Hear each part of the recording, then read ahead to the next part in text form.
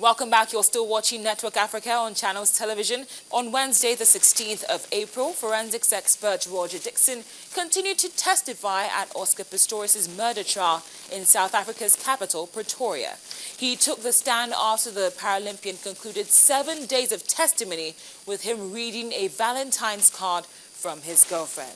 Now, just like he did from the start, the athlete denied intentionally killing Reeva Steenkamp in the early hours of February the 14th, 2013.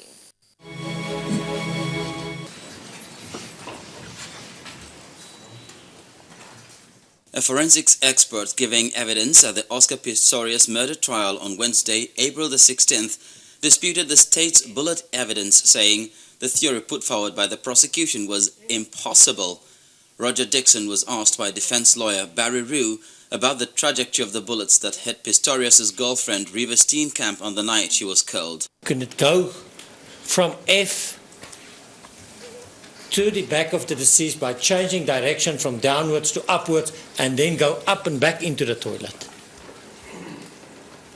My lady, not in the world that I live in. I won't say it's improbable, I say it's impossible. Logically, it cannot happen. But Dixon also said Steenkamp was not facing the toilet door when she was fatally shot by Pistorius. I would expect the deceased was standing close to the door and at an angle with the arm in front like this. The bullet would have gone underneath the arm, the wood splinter patterns against the arm here, a bullet going in at the hip with some wood splinters there, and also the wood splinters on here, because it's a sort of a up into that quadrant, you could get some passing underneath the arm as well. The person is at a slight angle to the door, they're not facing straight on. Earlier in the trial, a police ballistics expert said he believed Steenkamp had been standing behind the door when the first bullet struck her hip, causing her to fall down on top of a magazine rack next to the toilet seat. The witness said the evidence did not support the theory that Reeva Steenkamp could have been sitting on a magazine rack next to the toilet when she was shot. In order to fall and cause a contusion of that size, you're falling fast, you're not sitting. It's not a voluntary movement. I would not expect to get those bruises if one fell on here.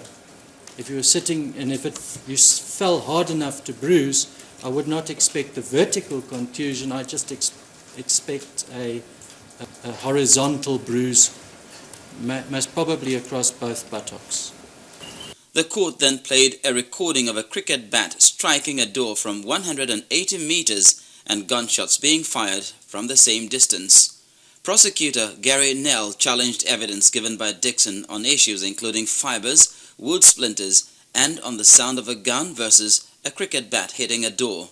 Are you a sound expert? Just answer that question. I would hope that my evidence that I present is sound, yes. Are you a sound expert, sir? Have you received training in decibels and sound? My lady, the test that I undertook where I wielded the cricket bat was purely to determine whether the sound made by the bat striking the door could in any way be confused with the sound made by a gun being fired. Dixon was also quizzed about how he undertook each test. At sound, all you did was you hit the cricket bat. You hit a door with a bat. That is so, my lady. And with your visibility in the dark test, you just used your own eyes. I used my eyes, my lady. Pistorius insists he killed his 29-year-old law graduate and model girlfriend accidentally after mistaking her for an intruder hiding behind a closed toilet door. Now, if you watched last week's episode of the program, I told you about the Ebola outbreak in Guinea, Liberia, and Ghana. Over 100 lives were lost, most of them in Guinea. But this week, there's some ray of light as the number of deaths caused by Ebola has slowed dramatically in Guinea, and the outbreak is nearly under control.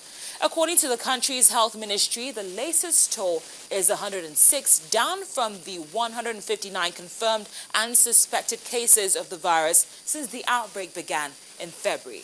The new cases being monitored were people who had been in contact with those who had fallen ill but were not themselves unwell. Unfortunately, apart from the loss of life, there is another consequence of the Ebola virus, and that is the economy. While Guinea claims it's made progress in containing the virus, U.S. experts have opened a lab for testing for Ebola in Liberia. Meanwhile, Gambia stepped up travel restrictions, banning inbound flights from collecting passengers in Guinea, Liberia, and Sierra Leone. The epidemic has been barred on revenues for local tourism-targeted businesses in Conakry, such as the Club Obama restaurant, where manager Fatou Koyate says even the customers who come around since the outbreak do not order much food. During these days, since they declared that Ebola was in Guinea, I really see that the number of customers has decreased a lot, because the clients usually when they came, it was to get a lunch dish. In the past, during these rest breaks, there were always customers and even expatriates. Everyone came to eat. There also used to be a lot of interaction, but now there are no more customers. The World Health Organization said earlier this month that it will take 2 to 4 months to contain the Ebola outbreak, which it said had been one of the most challenging it had ever faced. The menace of Ebola was enough to cause companies such as Emirates Airline to suspend all flights to the country. Still, Laye Junior Konde, director of Guinea's National Office of Tourism, remains optimistic that the effects will not last long. The Ebola fever has impacted our tourist activities and our action plans, but as we start to come out of the hellish turn, it is clear that it will not encroach on our action program that we are beginning from now to the trimester to make Guinea a viable destination. The Ebola fever has impacted our tourist activities and our action plans, but as we start to come out of the hellish turn, it is clear that it will not encroach on our action program that we are beginning from now to the trimester to make Guinea a viable destination. There is no vaccine or cure for Ebola, a hemorrhagic fever with a fatality rate of up to 90%. However, a health ministry official says Guinea has recorded 37 cases of people recovering from the disease. The World Health Organization has said that just under 400 people were still being observed after being identified as potential Ebola contacts. Fear of contamination initially kept Fatoumata Kaloko, a local business manager, from venturing out in the city. I